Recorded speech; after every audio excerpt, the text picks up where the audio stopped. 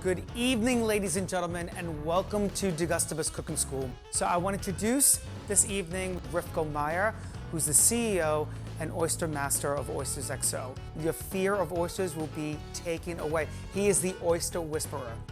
I'm going to teach you 5 simple steps of shucking an oyster. Everybody, do you have your towel? Do you have your knife? And do you have your oysters?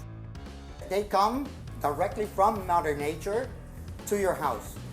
Amazing. It's the easiest dish ever. Let's get shucking. Let's get shucking.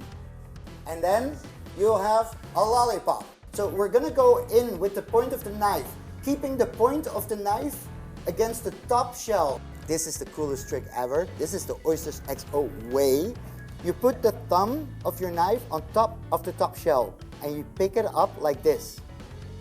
In Belgium, they do pepper and a little bit of honey. Can you imagine? Honey? Yes, darling. Step number 4, cutting the bottom muscle. Step number 5 is giving the oyster a little push from the hinge because oysters like to hold on to the hinge a little bit. It smells like ocean. This is your first shucked oyster.